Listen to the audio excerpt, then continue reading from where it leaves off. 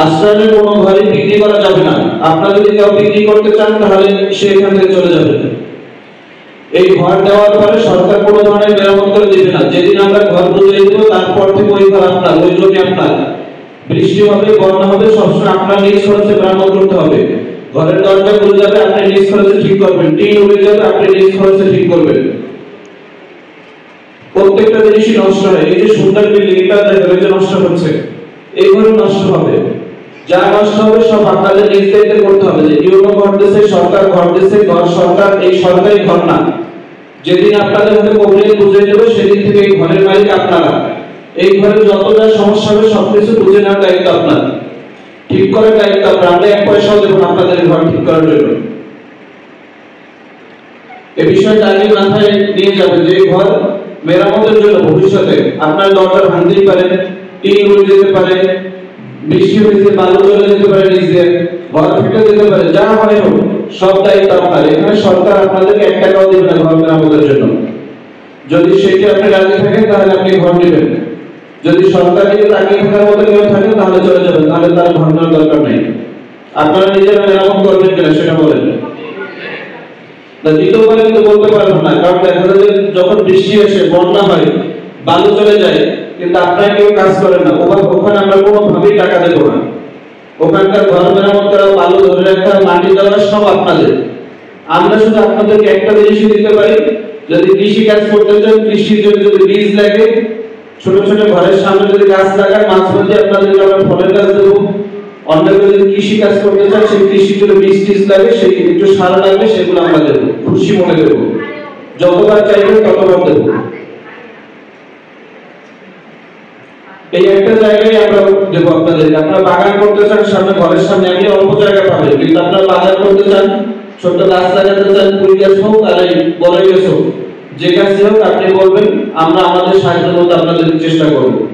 আর মাঝে মধ্যে এমনি সরকারিভাবে আমরা ওখানে নারিকেল গাছ, পেয়ারা গাছ, বিভিন্ন ধরনের গাছ লাগাই দেবো, সেই গাছের যত্ন সেটাও আপনাদের করতে হবে। আমরা শুধু কৃষির ক্ষেত্রে আপনাদেরকে আমরা সহযোগিতা করবো, কিন্তু ঘরের জন্য যে ঘর ছুটে গেছে, অন্য কোথাও বন্ধ আছে, একটু রং হয়ে গেছে, কোথাও একটু হালকা প্লাস্টার উঠে গেছে, ঘর তো অনেক দিন থাকবে, এইটা বাবদ আমরা কোনো ধরনের টাকা পয়সা আপনাদের কাছে দেবো না।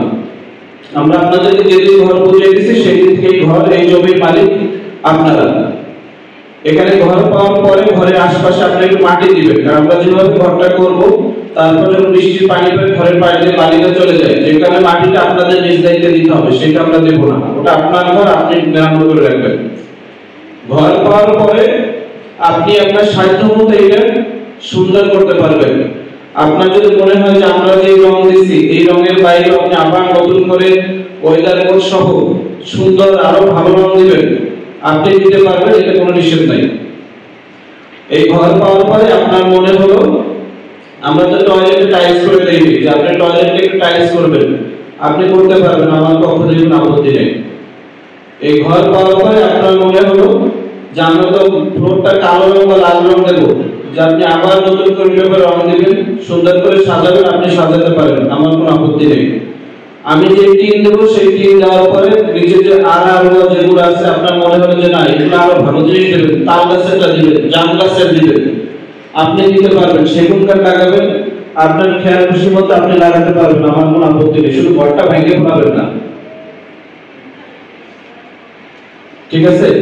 আপনাদের ঘরের পাশে কোনার দিকে একটু জায়গা আছে, টয়লেটের পাশে, যদি মনে করেন যে সেখানে আপনারা কিচেন তৈরি করবেন, রান্নাঘর করবেন, ভিতরে রান্নাঘর না করে তাহলে আপনারা সেটা নিজ দায়িত্বে করতে পারবেন, সেক্ষেত্রে আমাদের পক্ষ থেকে কোনো আপত্তি নাই।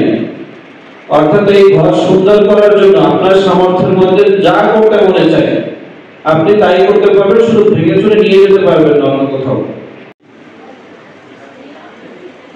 ডিভোর্স হয়ে গেলে একজন তো বের হয়ে যেতে হবে, ঘরটা সার্ভে কে বলেন? পুরুষ যারা আছেন, এই ঘর কিন্তু পুরুষের ছেড়ে যেতে হবে। যদি স্বামী স্ত্রীর মধ্যে ডিভোর্স হয়, যেহেতু ডিভোর্স হলে তালাক হয়ে গেলে একজনের চলে যেতে হয়। নরমালি আমাদের দেশে হচ্ছে কি, যখন বিয়ে হয়ে যায় মেয়েটা স্বামীর সংসার ছেড়ে অন্য জায়গায় বাবার বাড়িতে বা দ্বিতীয় বিয়ে করে সেখানে চলে যায়, কিন্তু এই ঘরের মালিক স্বামী আর স্ত্রী দুইজনের নামেই গোপনীয় হবে, অর্ধেক অর্ধেক একেবারে। যে কারণে আশ্রয়ের ঘরে যদি কখনো ডিভোর্স হয়ে যায় তাহলে যেহেতু ওই স্বামীর সাথে তার থাকা যাবে না, এই ঘর সেই স্বামী ছেড়ে চলে যাবে, ওই মহিলা নতুন বিয়ে করে ওই ঘরে নতুন স্বামী নিয়ে থাকবে।